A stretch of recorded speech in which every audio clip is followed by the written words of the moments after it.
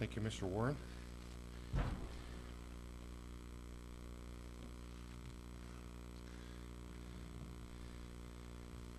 Well, greetings, brethren. I trust you're all having a wonderful Sabbath day. It may be cooler outside and quite a bit moist than what we're used to, but I did look ahead, and Tuesday's forecast is saying mid-60s, bright sunshine. So we'll have a little break in the weather. Monday's supposed to be sunshiny too, but it's not supposed to be quite that warm, so we're okay. Brethren, I'd like to focus in on a story today that we find back in the book of Genesis.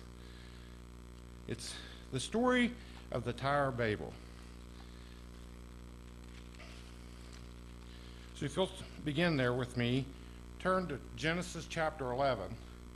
We're going to read this. I'm going to read it from the Amplified Bible. But it's a very interesting story, and it shows an attitude that we all have to avoid in our lives. Genesis chapter 11 and verse 1. Now the whole earth spoke one language and used the same words or vocabulary. I went back to Adam Clark's commentary, and he said the whole earth was of one language. The whole earth, all of mankind used one language. In all likelihood, it was Hebrew. And I didn't realize this at the time when I started this. But Hebrew was the language that the whole earth used at that particular point in time. And of one speech, they were articulating the same words in the same way. It is generally supposed that after the confusion mentioned in this chapter, the Hebrew language remained in the family of Hebrew. The proper names and their significance was given in the scripture seem incontestable evidence that the Hebrew language was the original language of the earth. It was the language that God spoke to man, in which he gave them the revelation of his will. It was the language he used with Moses and the prophets. It was used in all the world for 1,757 years. Now, let's pick the story back up in verse 2 of Genesis 11.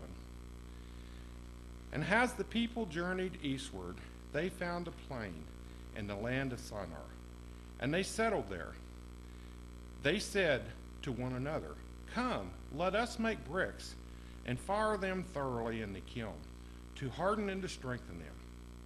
So they used the bricks for stone as a building material, and they used tar or asphalt for mortar. They said, "Come, let us build a city for ourselves." You notice a lot of us's in this, and there's not room for God in what they're talking about. It says, "Come, let us build a city for ourselves, and a tower whose top will reach the heavens. Let us make a famous name for ourselves, so that we will not be scattered into separate groups and dispersed over the entire surface of the earth." But what did God instruct them to do? If you go back to Genesis chapter 9 in verse 1, what did he tell Noah and his sons? Genesis chapter 9 and verse 1. So the Lord blessed Noah and his sons and said to them, "Be fruitful and multiply and fill the earth." That was the instruction that man was given. But they're not following that, are they? Let's go back to 11. We'll pick the story back up in verse 5. Now the Lord came down to see the city and the tower which the sons of man had built. And the Lord said, "Behold, they are one unified people, and they have the same language. This is only the beginning of what they will do in rebellion against me." And again, I'm still in the Amplified version. "Now no evil thing that they imagine they can do will be impossible for them." So God's saying, you know what? We're going to have to do something about this. So he said, "Come, let us go down there and confuse and mix up the language so that they do not understand one another's speech." I went back to Adam Clark's commentary, and some of the things that he pointed out in this he said they would be working on the tower, and someone would call for a plank, or they'd call for mortar. And what they would get, the first would get a stone instead of a plank. The second would get an axe instead of the mortar that he needed. One would have spikes, and by him a spade was given to him. So he would need spikes to do his work, but he was given a spade. Another asks for a saw and gets a sheave. Thus, crossly cross, they prate and point in vain. They couldn't understand at all what they were supposed to do. So the Lord scattered them abroad from there all over the surface of the entire earth, which is what he had instructed them to do in the first place. And they stopped building the city. Therefore the name of the city was called Babel, because there the Lord confused the language and the language of the entire earth. And from that place the Lord scattered and dispersed them over the surface of all the earth. Brethren, God had to put a barrier between the people because they committed their hand to do sin. As God said in verse 6, "Behold, they are one unified people, and they have all the same language. This is only the beginning of what they will do in rebellion against me. And now no evil thing that they can imagine will be impossible for them." The language barrier has long kept groups apart. I had a personal experience with the language barrier at one time. One year for the feast, a group of 5 of us got together, and we decided that we were going to take a trip to Germany for the feast. So we flew over to England, took the train down to Dover, and those cliffs are really white, by the way, and then took the jet full over to Ostend, Belgium, and rented a van. And as we were making our way towards the feast, we thought it would be neat to go to Germany, to the original Oktoberfest. We're like, okay, this is great. So we were driving. Actually, I was the one driving. It was about midnight. Of course, all the signs were in German. There was not one English word on anything. So I'm driving along at midnight. Everybody else in the van's asleep. And I seen an error to get over into one lane. So I understood that part. But the little building that was off to the side there, I had no idea what that was. Nor did I stop, because I didn't know I was supposed to. But I soon found out that that was the wrong thing to do, because what I had actually done without realizing it, I drove from the border of Belgium into Germany, and we were supposed to stop and show our passports. Looked like an outhouse to me. So I was like, I'm going on. Well, about 25 yards beyond the building, after 5 guards come out with guns, I realized maybe I should stop. So this guy is out there and he's yelling something in German, and I have no idea what he's saying. He was actually going like this for me to come back. But from what I saw in my rearview mirror, it looked like he was saying like this. So I hit the gas pedal. Oh boy, did that cause a stir.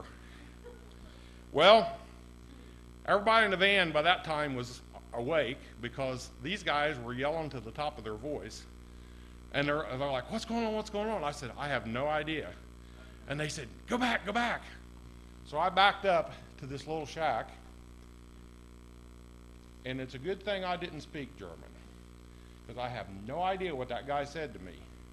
But for literally 5 to 10 minutes, I sat there and got screamed at in my face, up one side and down the other. Still don't have a clue what the guy said. He did make some kind of a gesture like this, so I took that for what it meant, that he probably thought I was crazy for what I just did. And then he's asking for things, and none of us spoke German, so we didn't know what he was asking for. And finally he realized we had no clue what he was saying, and he said, passports! So he took all of our passports and he went in the shack. 30 minutes go by, and we're like, okay, what's going on now?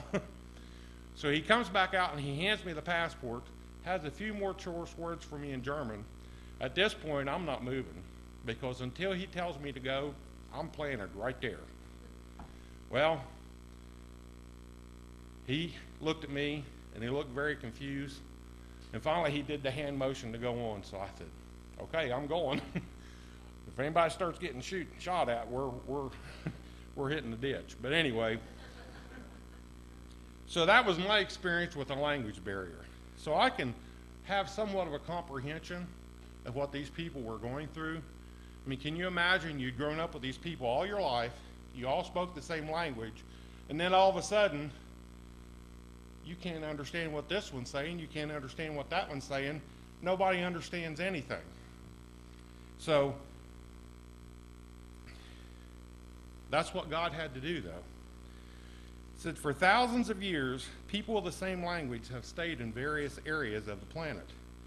God knew that as his people worked together on projects, they would be able to move things ahead of his time frame. And God didn't want that to happen. So he had to intervene to slow things down. Look around today. That barrier that God put in place many hundreds of years ago is all but gone. In today's fast-moving world, things aren't a barrier. Language isn't that much of a barrier anymore. Working without the language barrier means knowledge is increasing so rapidly that it'll almost make your head spin. You know, they come out with a new cell phone, think, okay, I got the latest one. 3 months later, they come out with another one. 3 to 4 months later, they come out with another one. And it's supposed to be so much more advanced, so they want you to try and get that one. You know, it's mind-blowing how fast technology does increase. But if we go to the book of Ecclesiastes,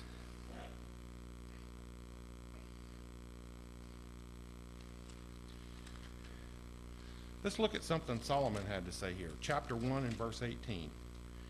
Ecclesiastes 1 and verse 18. Again, I'm going to read mine from the Amplified Bible. For in much human wisdom there is much displeasure and exasperation. Increasing knowledge increases sorrow. Notice, in much human wisdom, there's much displeasure. Technology does not make us happier, as everybody wants us to believe.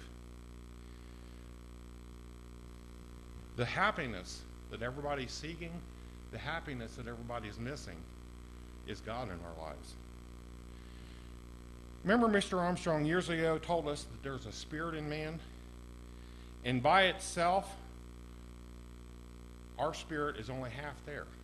It needs the Spirit of God to bond with it, to grow with it, to make you into a complete person. And if you ask my wife, she might say I'm only half there now, but that's another story. No, she wouldn't say that. We need the Spirit of God to be a complete and whole person. Remember what Peter tells us in 2 Peter 3, verse 18.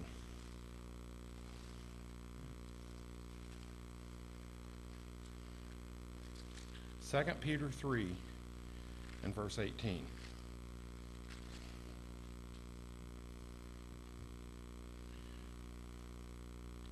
And I'm still in the Amplified Bible, by the way. But grow spiritually mature in the grace and knowledge of our Lord and Savior, Jesus Christ. To him be glory, honor, majesty, and splendor, both now and to the day of eternity. So, in looking at this, I found a story that was quite disturbing, but I wanted to share it with you. And the title of this story is Sketchy Genetic Engineering Practices Could Spell the End of the World as We Know It. And the author goes on to talk about that last century, the world was upended when science breached the inner spectrum of an atom and created the A-bomb. Today, we are hacking into the inner spectrum of living cells. The consequences, for better or worse, spell the end of life as we know it. Today's drama began several years ago when genetic engineers from Harvard, MIT, and UC Berkeley co-developed powerful gene editing tools that now make it possible for us to directly monkey with the DNA in our systems at will. The tool has become known as CRISP, which stands for Clustered Regulatory Interspaced Short Panendomical Repeats. In plain English, CRISP is making possible scenarios once considered nothing but science fiction. They're unprecedented developments ranging from utopia to dystopia. First, the good. Using these tools to treat genetic diseases, of which there are thousands, everything from cystic fibrosis, breast cancer, diabetes, autism, and even obesity. Parents who have muscular dystrophy children, for instance, it has a defective gene that fails to produce enough of an enzyme that's a key protein in order for your body to function properly. But recently, get this one struck home to me. Doctors at Nationwide Children's Hospital, no less in Columbus, Ohio, injected healthy genes into 4 DMD boys and obtained very encouraging results.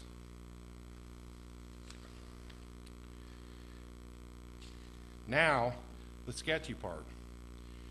Using these gene editing tools to mix and match desperate species, please note, this is not selective breeding process.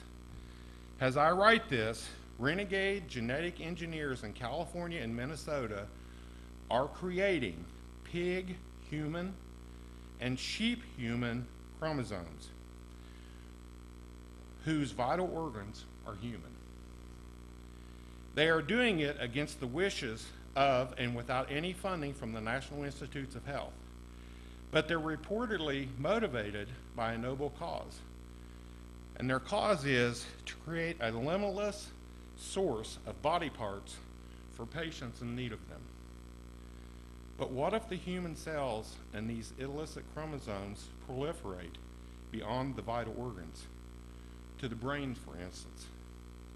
The resulting creatures, possibly capable of human thought. Now we know, brethren, that there is a spirit in man that comes from God. So this part, they just don't have the knowledge of God to be able to understand this. But they're saying that they could then have something that can no longer be considered just a pig. It said, we are not near the island of Dr. Moreau, but science moves fast. A gentleman from the National Institute of Health stated, the spectrum of intelligent mouse stuck in a laboratory somewhere screaming, I want to get out, would be troubling to people. A Stanford University biologist who's trying to make human sheep chromosomes concedes such a thing could actually happen. If the extent of human cells that's injected into these animals is 0.5%, it's very unlikely that anything that we get into thinking pigs or standing sheep, he says. But if it's large, like 40%, we don't know what we're going to end up with. Finally, the unnerving use is to create novel organisms from scratch. We're going from reading our genetic code to the ability to write it, declares one renowned genealogist. This gives us the ability to do things that we've never contemplated before. To that end, geneticists recently launched a global initiative that intends to redesign existing genomes, living organisms sprung entirely from the human imagination. Sounds like science fiction. The author of the article says, I love science and trust in its motivating desire to understand the universe and to improve the human condition. But if we've learned anything from the hacking of the atom, it's the sketchy and unnerving consequences, such as nuclear power plants and H-bombs, sparsely overshadowing the good ones, which is nuclear medical devices, and treatments of cancer that routinely save lives. It says, witness our current nail-biting effects to keep nukes out of the hands of North Korea and Iran. He said, although I foresee a great deal coming from this genetic engineering, I'm inclined to commence with the thought that says we have crossed a line and a barrier that should have never been crossed.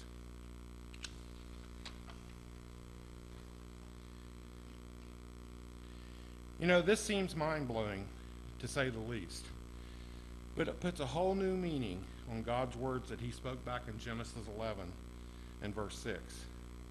I'm going to read that again. You don't have to turn there. And God said, behold, they are one unified people. They have the same language, and this is only the beginning of what they will do in rebellion against me.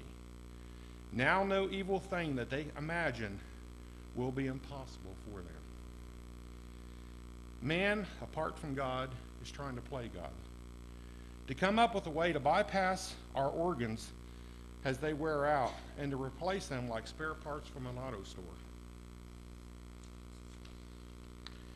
A few years ago, a movie came out called The Island.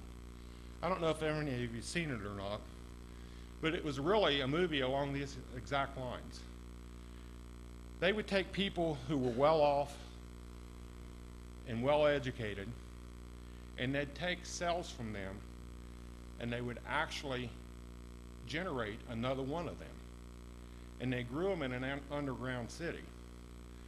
And they kept very close tabs on their health.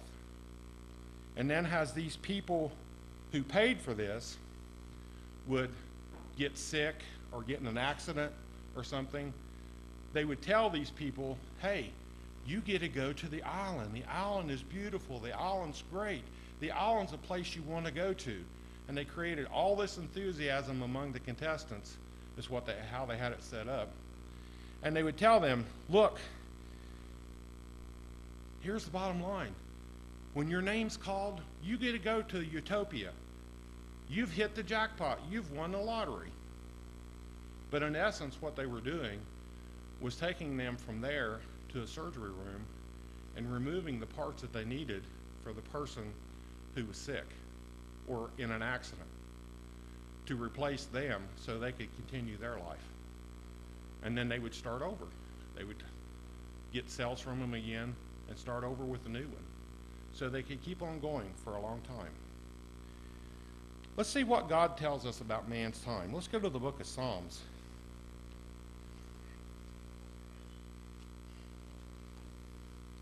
Chapter 90.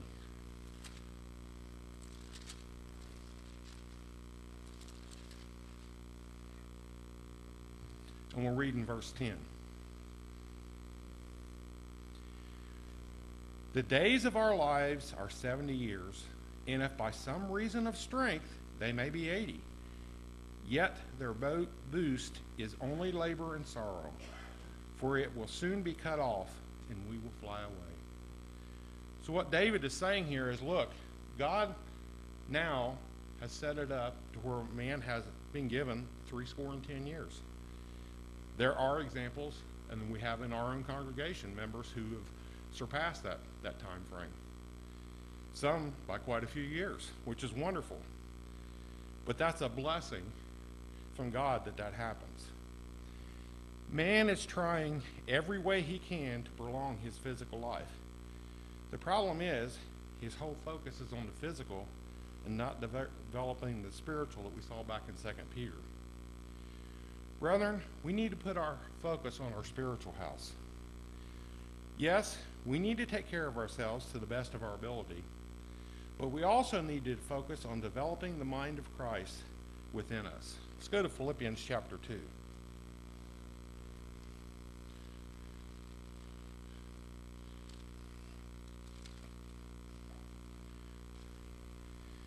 Philippians 2 and verse 5. Let this mind be in you, which was also in Christ Jesus. That's what we're to be striving for. We're to be developing that mind of Christ in ourselves, developing our spiritual nature to where we think and act as he would. God has given us many examples throughout his word and instruction book to show what happens when we take our focus off of him. We tend to think way too much of ourselves and of our own understanding and leave God out of the picture. That's a big reason why he had to shorten the lifespan of man. He started out, man would live several hundred years. Then, around the time of Moses, he took it down to 120 years. Now, it's down to 70. Anything above that, as we noted in Psalms, is just a blessing. Let's look at another example of someone who thought too much of themselves. Let's go to Daniel chapter 4. And we're going to spend quite a bit of time in Daniel.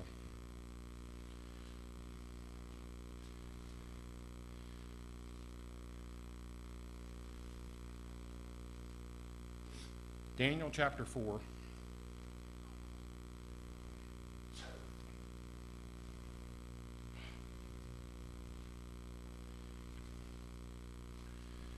And we're going to start reading in verse 4.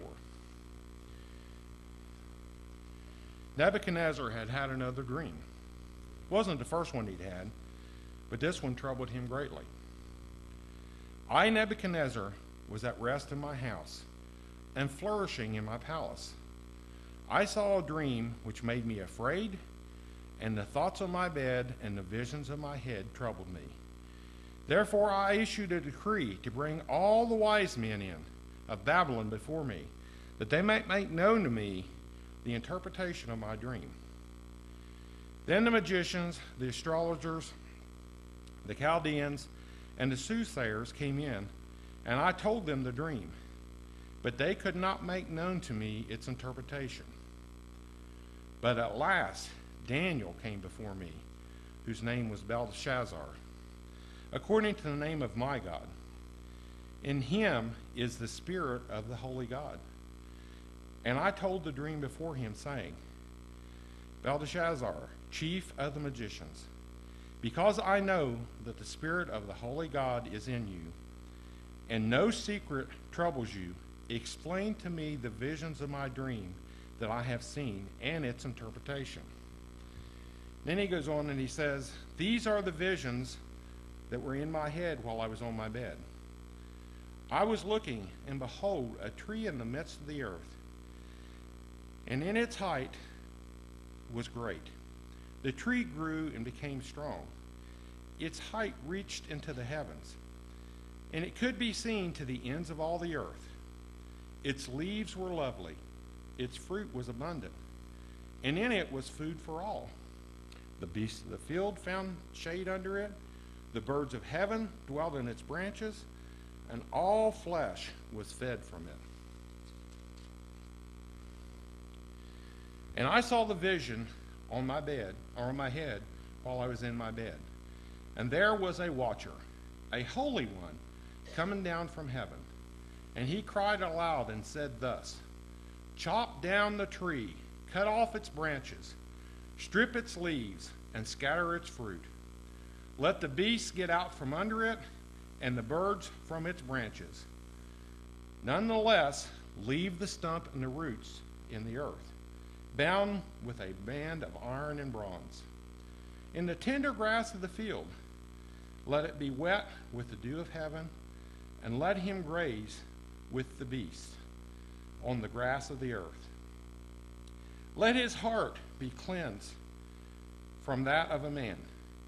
Let him be given the heart of a beast, and let 7 times pass over him.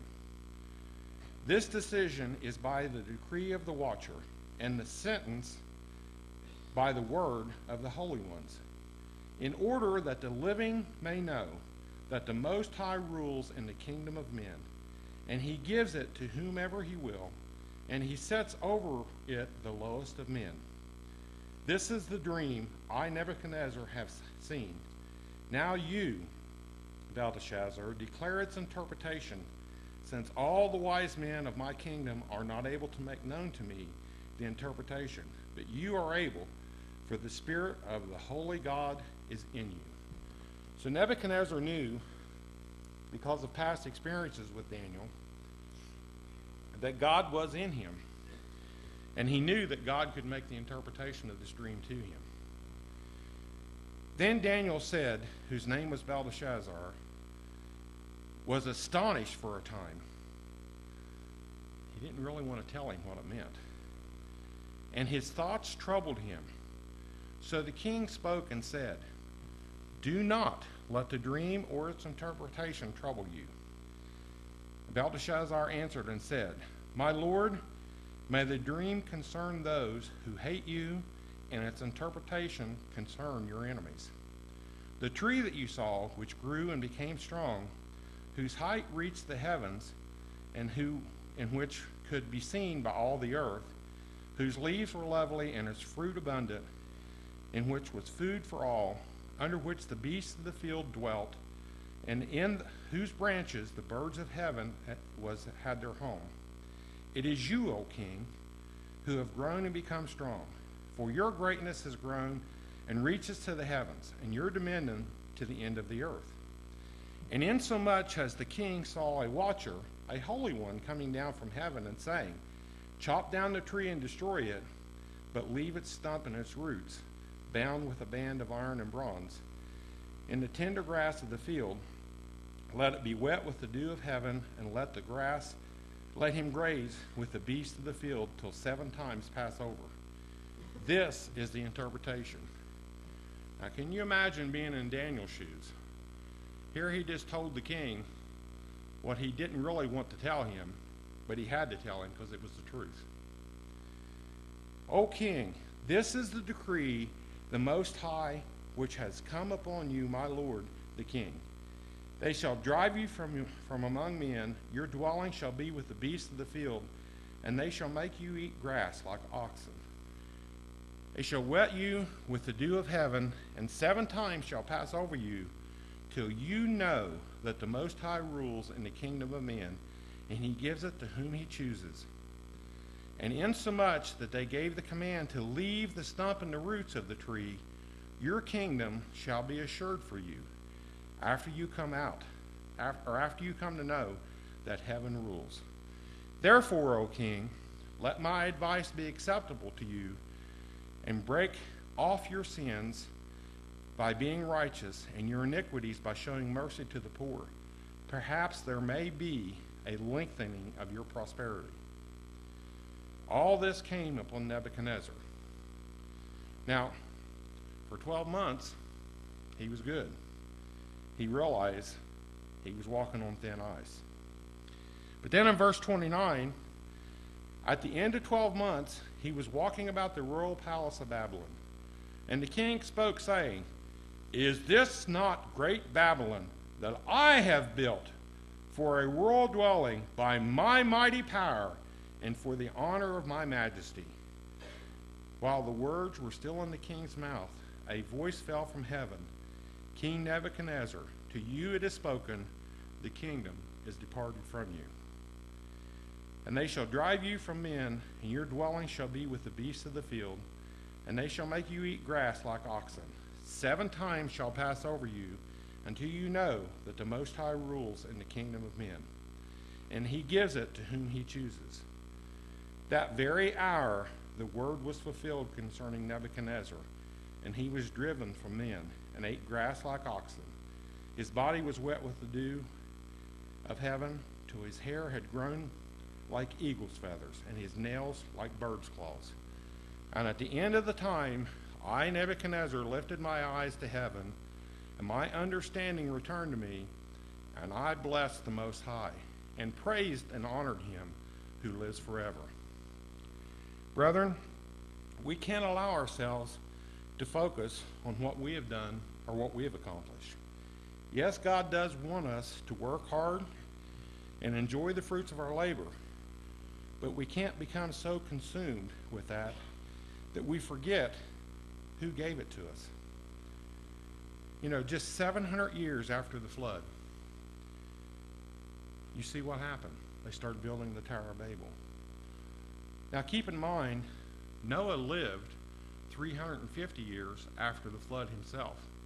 So for 350 years, they had righteous Noah there to help try and guide them along the way. But man had drifted so far from God that he wanted to exalt himself above God. He wanted to reach the heavens, and he wanted to be his own God. They worked for 107 years on the tower before God had to intervene and put a stop to what they were doing. One Jewish historian that I looked up on this, and I couldn't believe how massive this building actually was that they were building, or this tower. It was the length of a football field, but it was also the width of a football field at the base. It was huge, and they were building it up as high as they could. It was a work of pride and arrogance. What does the Bible say about pride? Let's go to Proverbs chapter 16.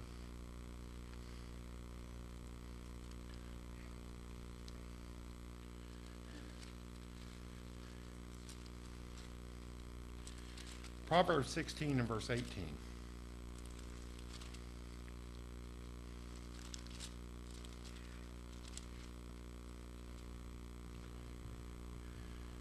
Pride goes before destruction, and a haughty spirit before a fall. Pride is a sin, and it is the same sin that caused Lucifer to rebel against God. The same sin that we read in Daniel about Nebuchadnezzar. How does God deal with this? Let's go to Isaiah chapter 2.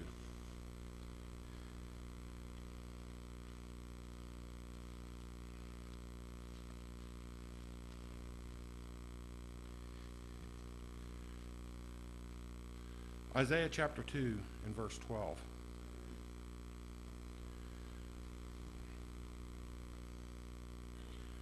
For the day of the Lord of hosts shall come upon everything proud and lofty,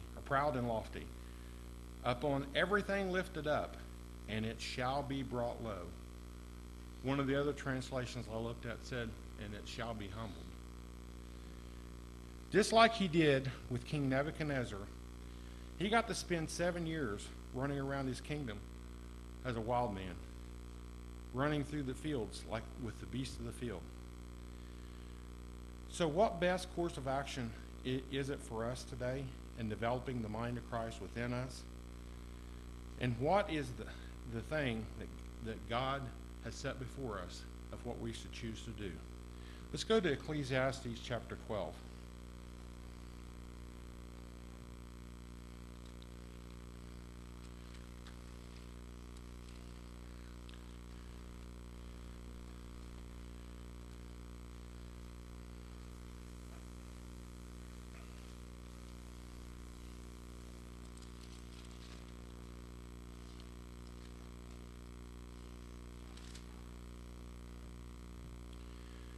Ecclesiastes chapter 12 and verse 13.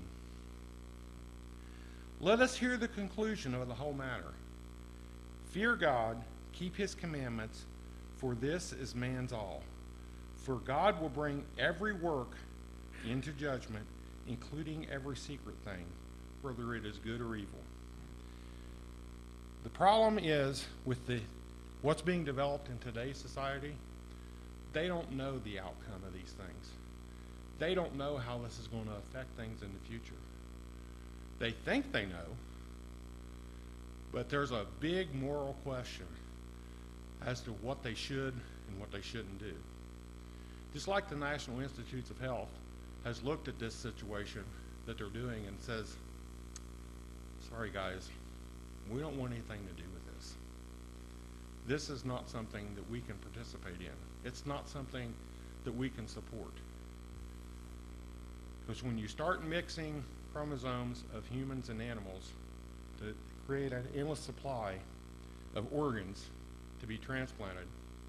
You know, and I have known cases where people have gotten an organ of a pig. My aunt, for example, many years ago, her valve in her heart quit working. And they did transplant a valve out of a pig and put in her heart. And she lived many years with that. That turned out to be a good thing. But when you start messing with the DNA and you start crossing things up and doing things that God never intended, they don't know what the outcome of this is going to be.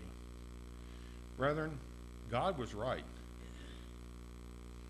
If he doesn't intervene in the end time world events, the things that man will create and the things that they'll do, you know, it's almost like if you saw the movie Jurassic World, they were taking chromosomes from this dinosaur and that dinosaur and mixing them up and creating a super dinosaur, super fierce. And they were going to sell them for money. The problem is, when you create a beast, that beast can soon get out of control. And that beast can soon run wild. And it brings across things that God never intended to be that way. We're so blessed, brethren, to be able to know what God intended for us to know. To be able to know this is how things are supposed to work. To be able to have that Spirit of God implanted within us.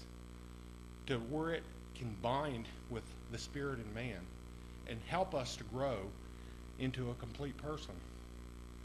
Mr. Armstrong said, without it, we're only half there.